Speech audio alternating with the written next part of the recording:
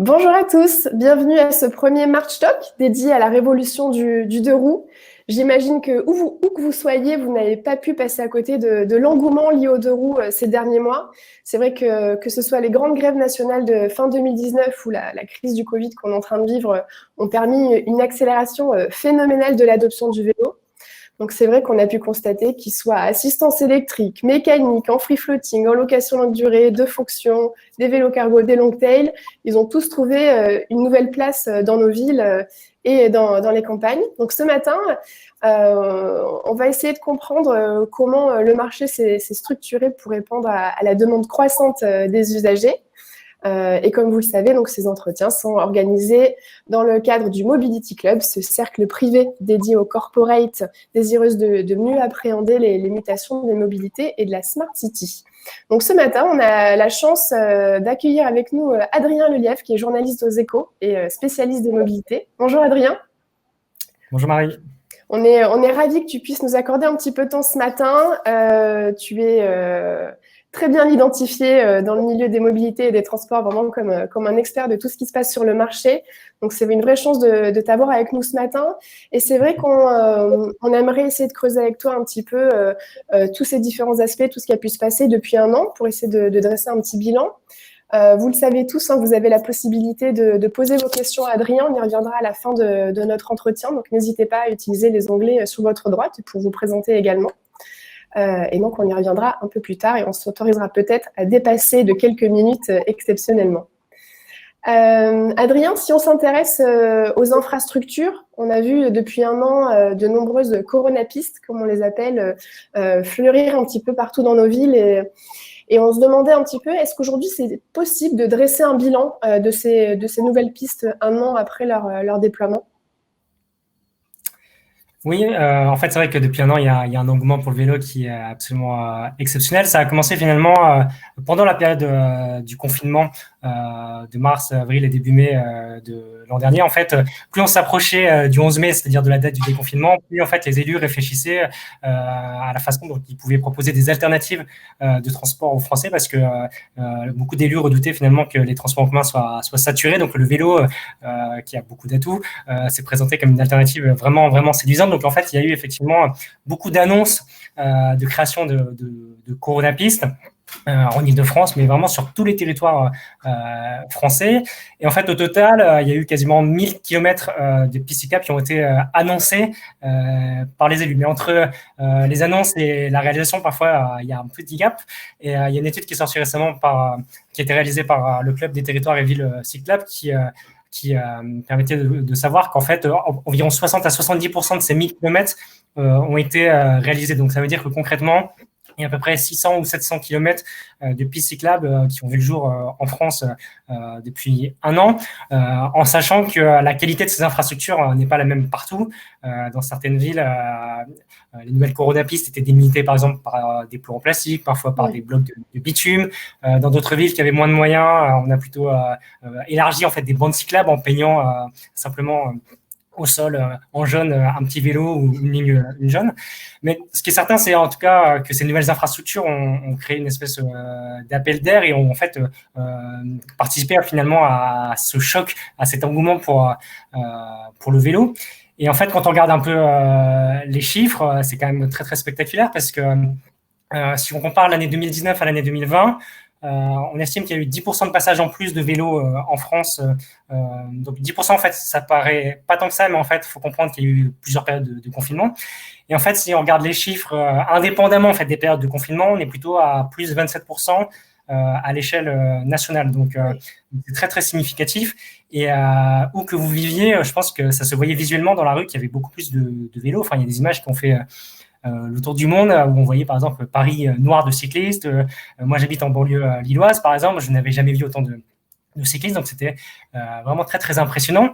Et surtout, ce qui m'a frappé, c'est qu'il y a une hausse qui avait lieu dans les grandes villes, mais aussi dans des territoires périurbains ou dans les zones rurales où ces dernières années, la pratique avait plutôt tendance à reculer. Donc en fait, il y a vraiment une dynamique qui s'est créée.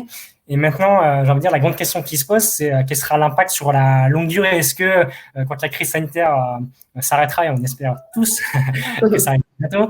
Est-ce que finalement l'usage du vélo va continuer ou est-ce que il va y avoir une espèce de retour à la normale? Pour l'instant, on n'a pas forcément de réponse à cette question, mais je crois quand même que ça a créé une dynamique qui va pas s'arrêter. Et ce qui est intéressant en fait quand on s'intéresse au transport, c'est que c'est un secteur où finalement il y a une grande routine. On prend le métro parce qu'en fait c'est une habitude, on prend la voiture chaque jour et en fait on se pose pas forcément la question de savoir quel autre mode de transport on va prendre. Et en fait là, cette crise, elle change durablement les habitudes de déplacement des Français. Et par exemple, il y a pas mal de gens qui prenaient les transports en commun, qui en fait du jour au lendemain se sont dit bon, j'ai peut-être pas trop envie d'entrer dans une rame bondée, je vais tester le vélo. Et là en fait ils ont eu une période très très longue pendant laquelle ils ont testé cette nouvelle mobilité et il y a des fortes chances finalement qu'ils l'adoptent durablement. Donc ce sera vraiment intéressant de voir dans les prochaines années si en fait on voit que la part modale du vélo qui était à 3% en France augmente significativement ou pas. Bien sûr. Et en plus de ça, on a pu voir que le cadre législatif et réglementaire a lui aussi donné un petit coup de pouce pour justement pérenniser cette révolution, entre autres avec le plan vélo. Oui, c'est ça. En fait, les choses se sont accélérées, mais il y a une dynamique vélo en France depuis 3-4 ans. On peut citer quelques dates un peu fortes. En 2018, il y a eu effectivement le plan vélo. Édouard Philippe s'était rendu à l'époque à Angers pour faire une série d'annonces. À cette occasion, il avait d'ailleurs dit que le vélo était un mode de transport et pas seulement un sport. Et en fait, au pays du Tour de France, on a longtemps cru que le vélo, c'était surtout quelque chose de sportif, mais c'est aussi un mode de transport tout à fait pertinent, évidemment. Dans le cadre de ce plan vélo, il y avait différentes mesures qui ont participé en fait à cette dynamique. Il y a déjà des financements en faveur des infrastructures cyclables, le développement de l'apprentissage du vélo dans les écoles, ce qui est très important en fait, parce que les cyclistes de 5, 6, 7, 8 ans ont de bonnes chances, quand ils seront adultes, d'adopter en fait durablement ce mode de transport. Il y avait aussi des dispositifs intéressants concernant le marquage des vélos, parce qu'il y a un gros problème en France, c'est le vol des vélos. En marquant les vélos, on a plus de chances de le retrouver en cas de vol. Donc, c'est un outil qui est assez intéressant aussi. Ensuite, il y a eu la loi LOM qui a été adoptée après un long processus à la fin 2019. Et en fait, pendant les débats sur la loi LOM au Parlement, on a beaucoup parlé du vélo, du fait que le vélo était très pertinent en combinaison, par exemple, avec le métro, avec le train, avec le tram, etc. On a beaucoup parlé de ce qu'on appelle un peu l'intermodalité dans le jargon. Et en fait, dans le cadre aussi de cette loi LOM, il y a eu une mesure qui a été votée, qui est le forfait mobilité durable, qui en fait permet aux salariés qui utilisent le vélo d'être subventionnés à hauteur de 500 € quand ils vont sur leur lieu de travail. Donc c'est une mesure qui pourrait avoir dans les prochaines années un impact significatif, à ceci près que premièrement en fait le plafond de 500 € est jugé par certains un peu limité en fait pour que ça ait un impact vraiment majeur.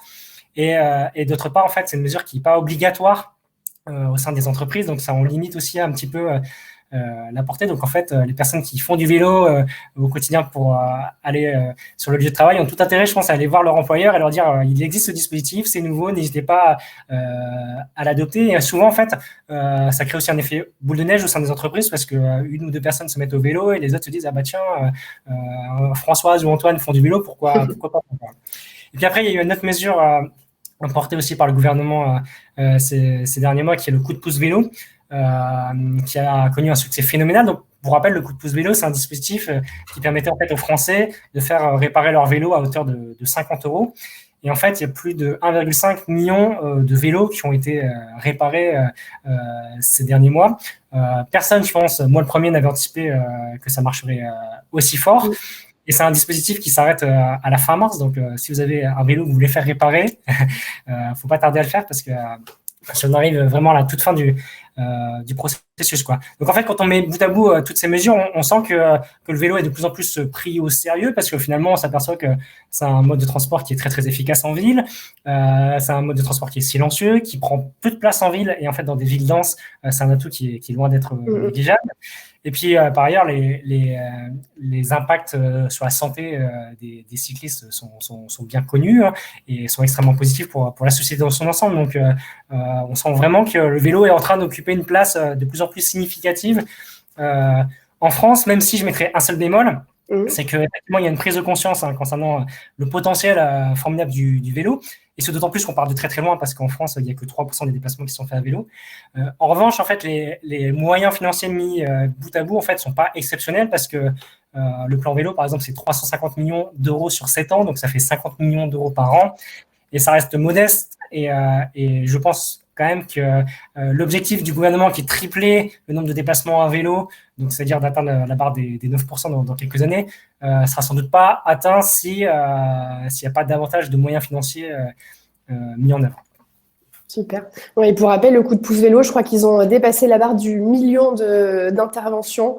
Donc en effet, on voit qu'il y a un super engouement là-dessus et nous on le voit bien avec entre autres Cyclofix qu'on accompagne chez VID. C'est 1,5 au total. 1,5. 1,5, ouais. Donc on se rapproche même des 2 millions. Du coup, comment est-ce que le marché s'est structuré pour répondre à cette demande croissante? On a bien vu ces derniers mois qu'il y avait certes des acteurs historiques qui s'étaient un peu renouvelés, mais aussi l'arrivée de pas mal de nouveaux acteurs. Comment est-ce comment est-ce que ces acteurs cohabitent ensemble?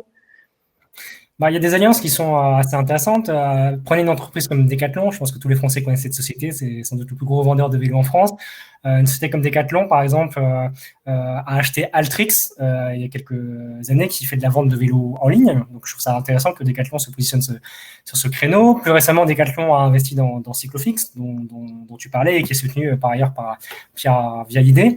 Donc, c'est intéressant de voir une petite start-up qui arrive sur le marché avec un nouveau concept qui est la réparation à la demande, qui s'allie avec un gros groupe comme Decathlon. Et puis, par ailleurs, il y a effectivement plein de nouveaux services liés au vélo qui émergent. Je peux en énumérer quelques-uns. En fait, à chaque fois, c'est des startups qui s'attaquent à un segment du marché. Par exemple, ces dernières années, on a vu émerger beaucoup de startups de vélos de fonction. On peut citer Asphalt, on peut citer Zenride, on peut citer Starbolt, Team Sport, qui en fait ces sociétés ont pour point commun de proposer en fait des vélos aux salariés pour qu'ils utilisent ce mode de transport au quotidien. Donc ça c'est une grosse tendance. On a vu émerger ces dernières années le free floating. Par exemple en France, il y a des acteurs comme Pony qui est basé à Angers et qui vient d'arriver à Paris par exemple. Un acteur comme Zouv, qui est sur le plateau de Saclay et qui est aussi présent à Bordeaux et qui a développé une technologie qui est hyper intéressante parce qu'en fait, ils ont mis au point des stations très, très compactes qui permettent aux vélos en fait, de s'auto-alimenter en énergie. Donc, technologiquement, c'est une société qui est intéressante et qui est vraiment à suivre. Il y a des sociétés qui s'intéressent plutôt aux flottes de vélos, par exemple, pour la livraison. Par exemple, récemment, j'étais avec Vélivélo. C'est une société qui, en fait, propose à des restaurants de leur mettre 5 ou 6 vélos pour leurs livreurs et qui s'occupe aussi de tout ce qui est maintenance, réparation. Je vois qu'il y a quelqu'un de chez Velco qui est présent dans le forum. Enfin, Velco, c'est une belle société qui a des technologies très intéressantes pour tracer, en fait, à distance les vélos. Donc voilà, il y a tout un écosystème. Moi, c'est ce que j'appelle la vélotech qui a émergé. Et on peut s'attendre dans les prochaines années à ce qu'il y ait peut-être des alliances entre ces startups ou entre ces startups et d'autres grands groupes. Toujours est-il qu'il y a une vraie effervescence et c'est un secteur qui est hyper intéressant à suivre d'un point de vue journalistique.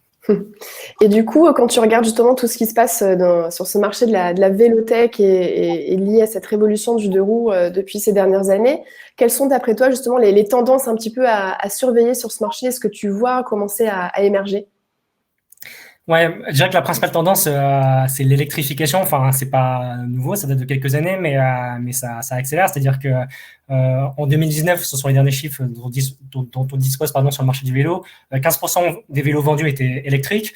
Il y a de bonnes chances de penser que dans quelques années, on arrivera à 50%. Si vous allez en Belgique, par exemple, un vélo sur 2 vendu est électrique. Donc, en fait, on arrivera en France un jour à cette barre un peu symbolique. On n'y coupera pas parce que le vélo électrique, en fait, permet de faire des déplacements plus longs, permet de transpirer un peu moins, d'avaler des pentes aussi, quand on habite dans des zones un peu plus montagneuses. C'est la principale tendance. La deuxième tendance que je vois émerger, moi, c'est le succès du vélo cargo. Il y a quelques années encore, on en voyait très peu en France. Il fallait vraiment aller au Danemark ou aux Pays-Bas pour en voir beaucoup. Là, ça émerge vraiment. Et il y a 3 types de vélos cargo, donc les biporteurs, les triporteurs et les long tail. Moi, je crois beaucoup au développement du long tail parce qu'en fait, C'est un vélo qui prend moins de place dans l'espace public, qui est plus facile à stationner et qui est extraordinairement pratique pour transporter un ou deux enfants ou des causes. Donc, je crois que ça va vraiment continuer à se développer. Comme autre tendance, j'ai envie de dire qu'on va assister en fait à la digitalisation du vélo, c'est-à-dire que de plus en plus en fait le vélo va devenir une espèce de prolongement du téléphone portable. Vous allez acheter un vélo, mais vous allez aussi avoir une application qui est associée à ce vélo, qui vous permettra par exemple d'avoir des informations sur l'état de santé de votre vélo. Votre application vous dira peut-être, écoutez, Marie, tu as roulé plus de 10 000 km avec ton vélo, il serait peut-être temps de changer les patins de frein ou de regonfler tes pneus. Pour ça, les vélos en fait vont embarquer de plus en plus d'intelligence artificielle qui en fait transmettront des informations en fait à l'application. Et par ailleurs, les applications vous donneront des informations sur les trajets que vous pouvez faire. Ça, je trouve ça très, très intéressant de se dire on va avoir des outils qui nous permettront de circuler davantage en sécurité, d'emprunter les voies vertes quand elles existent. Et puis, par ailleurs, ces applications peuvent vous donner des informations sur votre santé, enfin, savoir combien de kilomètres vous avez fait dans la journée, combien de calories vous avez brûlé, etc. Donc, je crois vraiment que dans les prochaines années, ça va vraiment accélérer. Et puis, il y a un dernier aspect que je trouve intéressant, c'est le développement de la cyclo-logistique. Donc, on verra de plus en plus pour la livraison de biens ou même de personnes. Parce qu'à Londres, par exemple, il y a une société qui s'appelle Pedalme qui en fait du vélo-taxi. Je pense que ce type de service va continuer à émerger dans les prochaines années parce que les villes, en fait, ils sont plutôt favorables parce que c'est des modes assez vertueux et qui sont hyper efficaces pour transporter finalement des petites charges. Et pour venir sur ces tendances, quand on préparait cet entretien, tu me disais que d'après toi, il y allait avoir certainement un boom du vélo d'occasion aussi qui allait peut-être arriver d'ici quelques temps. Ouais, je pense que c'est un segment de marché intéressant parce que il y a des ruptures de stock pour le vélo dans le monde entier. Si vous allez dans certains magasins aujourd'hui, on vous propose un vélo parfois dans 5, 6 ou 7 mois. Il y a des pièces qui manquent aussi. Et donc, en fait, effectivement, peut-être que davantage de Français vont se tourner vers l'occasion. Et ça tombe bien parce qu'en fait, il y a plein de vélos qui dorment dans les garages et dans les caves et qui ne demandent qu'à être revendus. Et donc, je pense que ça sera effectivement une tendance de marché. Et il manque peut-être de nouveaux outils finalement pour mieux répertorier les vélos d'occasion, faire en sorte que quand vous achetez un vélo d'occasion, vous ayez la certitude que le vélo soit en bon état, etc. Donc, de la même façon que sur le marché de l'auto, en fait, il se passe des choses hyper intéressantes en ce moment au niveau de l'occasion. Je pense que sur le marché du vélo d'occasion, il y a des belles opportunités peut-être à saisir dans le futur. Super. Merci beaucoup. Je te propose qu'on prenne quelques questions des participants. Alors, on a entre autres Éric Monseillon qui travaille à Bordeaux Métropole. Alors, je vais essayer de retranscrire cette question qui demande comment est-ce que tu analyses cette dynamique du marché vélo et la capacité de l'ensemble des acteurs à pérenniser les leviers de croissance sur les 5 ans à venir, entre autres l'ensemble de la chaîne de fabrication, distribution jusqu'au service de proximité. Sur la fabrication, il y a un gros enjeu, c'est d'avoir des usines plus grandes pour fabriquer davantage de vélos. D'ailleurs, il y a des investissements qui sont faits en ce moment par Decathlon, par exemple en Roumanie, si je dis pas de bêtises, pour construire une grosse usine. Et en Asie aussi, où en fait l'essentiel des vélos sont fabriqués, il va falloir augmenter les chaînes de production parce que sinon il y aura des délais d'attente très longs. Et après, concernant la distribution, ce que je trouve intéressant, c'est que autrefois, en fait, vous alliez dans un magasin de vélo et vous repartiez avec. Là, il y a de plus en plus de nouveaux canaux qui émergent et en fait, ça va devenir, je pense, de plus en plus habituel d'acheter un vélo en ligne. Vous commandez votre vélo, la société vient vous le livrer chez vous, vous le testez et si vous êtes satisfait du service, vous en faites définitivement l'acquisition. Super. On a une autre question de Jean-Charles Guillet qui travaille chez Total qui nous dit est-ce que la principale difficulté, ce n'est pas au final la faiblesse des infrastructures en ville ? Si, je pense que c'est la principale faiblesse parce que en matière de vélo, l'offre crée la demande. Si vous avez des infrastructures cyclables de qualité, vous allez avoir davantage de cyclistes dans la ville. C'est ce qui s'est produit dans tous les pays finalement qui ont investi dans le vélo. C'est pas tombé du ciel qu'il y ait des cyclistes en masse dans les grandes villes des Pays-Bas ou du Danemark. C'est le fruit d'investissement. Et je pense que c'est à ça qu'il faut s'attaquer en priorité. Vous pouvez en fait subventionner l'achat de vélo, c'est utile parce que acheter un beau vélo, ça coûte cher, etc. Mais ce qui va convaincre des Français en fait de se mettre au vélo, c'est d'avoir des infrastructures digne de ce nom. Et surtout, les infrastructures, elles vont mécaniquement élargir le public du vélo, parce que là, en fait, quand il y a très peu d'infrastructures, vous allez séduire des gens comme moi, c'est-à-dire des trentenaires qui sont plutôt en bonne forme physique et qui feront du vélo finalement quoi qu'il arrive. Si vous avez des infrastructures sécurisées, vous allez convaincre des enfants d'aller à l'école à vélo, vous allez convaincre plus de femmes de se mettre au vélo, parce qu'en fait, les études sociologiques montrent que les femmes sont plus sensibles à la question de la sécurité. Vous allez pousser aussi des personnes qui ont des handicaps à se mettre au vélo, parce qu'en fait, il y a des vélos adaptés pour le handicap, et si vous avez des infrastructures sécurisées, ces personnes-là pourront se déplacer plus facilement. Vous allez séduire aussi des personnes âgées qui parfois ont peur de faire du vélo alors qu'ils sont tout à fait en bonne forme physique. Donc la question des infrastructures, elle est clé. Et tout à l'heure, je parlais des investissements au niveau national. En fait, c'est vraiment au niveau local, je pense que ça se joue, parce que dans les villes qui mettent le paquet sur le vélo, en fait, la pratique augmente très, très vite. Si vous allez à Grenoble ou même à Paris, il y a eu des investissements importants qui ont été faits, et les choses accélèrent. En fait, il y a de plus en plus de cyclistes. Donc, pour moi, c'est la clé de tout. Super. Une question de Cécile Coulambé de Colas qui nous dit que l'ensemble de la chaîne de valeur n'est pas encore adressée. On voit qu'aujourd'hui, il y a un problème de place de stationnement en ville. C'est difficile de stocker son vélo dans un immeuble parisien. Donc, comment est-ce qu'on peut prendre en compte ces difficultés pour permettre au plus grand nombre de franchir le pas ? Là aussi, il faut investir dans du stationnement vélo. En fait, là, je parlais des infrastructures, c'est impératif pour rouler en toute sécurité.